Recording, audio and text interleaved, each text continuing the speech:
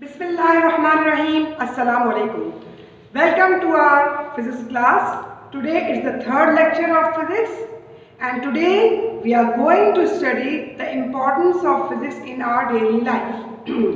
आज हम रोज़मर्रा की ज़िंदगी में फिज़िक्स के अहमियत के बारे में जानेंगे, मगर इससे पहले मैं ये चाहूँगी कि हमारी पिछली क्लास में पढ़ी जाने वाली चीज़ों के बारे में आपसे मालूम करें कि हमने क्या पढ़ा था।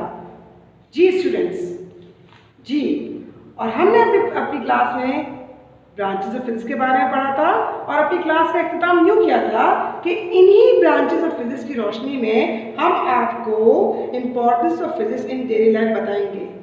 याद आया? तो चले प्यारे बच्चों, स्टार्ट करते हैं हम आज का टॉपिक। जैसे कि आप जानते हैं कि हम अपनी रोज़मर्रा ज़िंदगी में बेशतर चीज़ें इस्तेमाल करते हैं इस सोच के बगैर कि ये चीज़ें कैसे बनी। जैसे कि हम अपने घरों में रोज़ाना की बुनियाद पे electric fan, electric bulb, refrigerator, air conditioner, juicer, grinder वगैरह इस्तेमाल करते हैं ना। ये सब चीज़ें किस तरह चलती हैं? इलेक्ट्रिसिटी की मदद से चलती हैं। कैसे चलती हैं? ये सब चीज़ें बिजली के इस्तेमाल से चलती हैं। लिहाजा बिजली से चलने वाली चीज़ों के बारे में हम फिजिक्स की कौन सी ब्रांच में पढ़ते हैं? जैसे कि आपको याद होगा, मैंने बताया था हम इलेक्ट्रिसिटी में पढ़ते हैं। तो इसका मतलब ये हुआ कि इस फिजिक्स की ब्रांच इलेक्ट्रिसिटी की हमारी डेली लाइफ में क्या है, एक इम्पॉर्टेंस है कि हम बिजली से चलने वाली चीज़ों के बारे में इलेक्ट्रिसिटी जो यूज़ कर रही हैं उनके बारे में कहाँ स्टडी करते हैं? इलेक्ट्रिसिटी में स्टडी करते हैं। और ये रोज़मर्रा की ज़िंदगी में हम अपने जो है वो होम अप्लायंसेस इस्तेमाल करते हैं और उसका हमारा उस इस्तेमाल से हमारे काम आसान होते हैं। इसी तरह से हम बात करें कि आपको याद होगा कि आपके मतलब कि हम कुछ लोग क्या करते हैं, टेलीविज़न की स्क्रीन पर खबरें या कोई मालूमाती प्रोग्राम या टॉक शो देखते हैं जो कि टीवी स्टेशन से नशर की जा रही होती हैं। या फिर आपको याद होगा कि पहले ज़माने में रेडियो का बड़ा चर्चा था। जैसे ही खबरों का वक्त आता तो लोग और खुसूसी तौर पर मर्द हज़रात एहतमाम से रेडियो पर खबरें सुनते थे। तो ये टीवी हो गया, रेडियो हो गया और इस तरह के और दीगर इलेक्ट्रॉनिक डिवाइसेस और अप्लायंसेस कहाँ जितनी भी दीगर अप्लायंसेस हैं, दीगर जो इलेक्ट्रॉनिक अप्लायंसेस हैं, इनका सॉलिड स्टेट फिजिक्स में अपना अहम किरदार अदा करता है। Solid state physics electronic devices में अपना अहम किरदार अदा करता है। इस सॉलिड स्टेट फिजिक्स में हम ऐसे ही इलेक्ट्रॉनिक डिवाइसेस के बारे में पढ़ते हैं जो कि शुआओं का इस्तेमाल करती हैं और हमें दीगर सहूलियात फराहम करती हैं। तो ये भी हमारे रोज़मर्रा की ज़िंदगी का हिस्सा हो गया।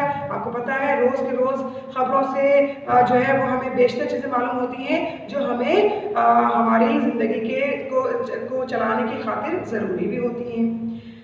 आइए हम बात करते हैं न्यूक्लियर फिजिक्स की।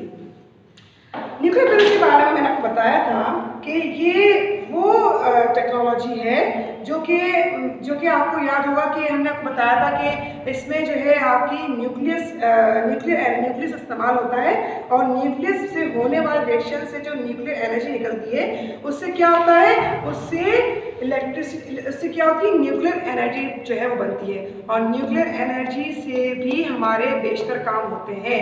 ठीक है ना। एक तो ये आपको याद होगा हमारा जब न्यूक्लियर पावर बना तो दुश्मन की जो है वो मेरी नज़र भी क्या हो गई, वो जो है वो उस पर जो पाकिस्तान की थी वो क्या हो गई, वो कमज़ोर पड़ने लग गई कि भाई अब तो पाकिस्तान न्यूक्लियर स्टेट बन चुका हुआ है। ठीक है ना। तो इसके अलावा इस न्यूक्लियर एनर्जी से दीगर और काम भी हासिल किए जाते होते हैं और इस न्यूक्लियर एनर्जी की हम स्टडीज़ कहाँ करते हैं? न्यूक्लियर एनर्जी की प्रोडक्शन किसका हिस्सा है? न्यूक्लियर फिजिक्स का हिस्सा है। बात करते हैं हम एटॉमिक फिजिक्स की। लेज़र टेक्नोलॉजी सुना है आपने?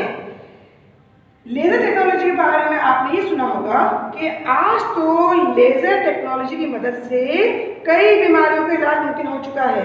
जैसा कि आप जानते होंगे कैटरेक्ट, मोतिया जो आंखों में उतर आता है, इसकी कामयाब ट्रीटमेंट लेज़र टेक्नोलॉजी से कम वक्त में और कम तकलीफ के साथ मुमकिन है।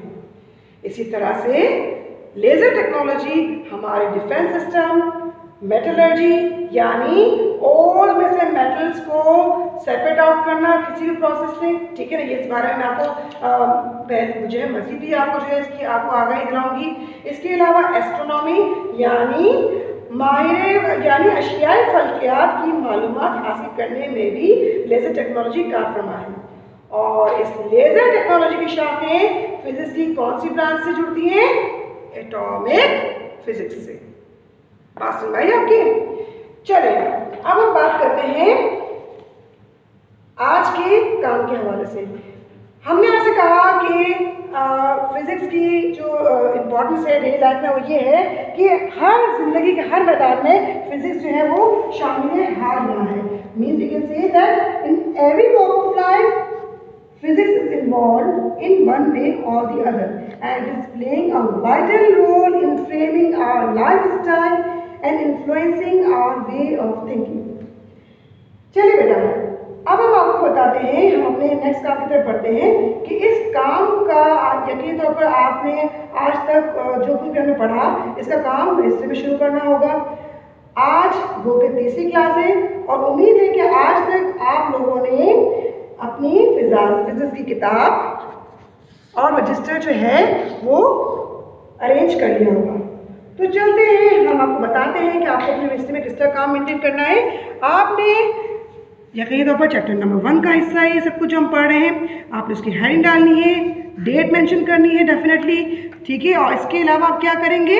इसके अलावा आप जो है वो जो है चैप्टर का नाम लिखने के बाद पहला क्वेश्चन दर्ज करेंगे, define physics and branches of physics.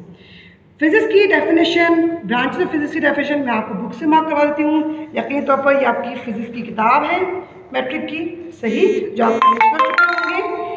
अब देखिए इसमें हमारे पास जो फिजिक्स की डेफिनेशन है यहाँ से है, it is the science, it is defined as the science which deals with the interaction of matter and energy. अगर आप ये भी लिख देंगे the word physics comes from of Greek word physikos meaning natural, ये आपके ब्लैंक से point of view से सही है, ठीक है ना। अब हम बात करते हैं क्या, फिर आप ब्रांचेस ऑफ फिजिक्स की हेडिंग डालेंगे और इसकी आप लिस्टिंग कर लेंगे, ठीक है, 1 बाय 1। जब लिस्टिंग कर लेंगे तो फिर क्या करेंगे आप, फिर इसके बाद आप इन एक डेफिनेशंस को 1 बाय 1 हेडिंग डालकर इनके बारे में लिखना शुरू कर देंगे। बात सुनाइए आपको। और वो डेफिनेशन आपको कहाँ से मिलेंगी? यकीनी तौर पर आपकी बुक में इसकी सारी मालूमात मौजूद है। मैकेनिक्स, इलेक्ट्रिसिटी और इस तरह तरतीब से आप तमाम डेफिनेशंस को मुकम्मल कर लेंगे। हम उम्मीद करते हैं कि आप अपने नेक्स्ट क्लास में इस काम के साथ हमारे साथ हाजिर होंगे। तो आइंदा क्लास तक हम जो है वो अपने नए सबके साथ फिर हाजिर होंगे। तब तक के लिए इजाज़त चाहते हैं। अस्सलाम वालेकुम।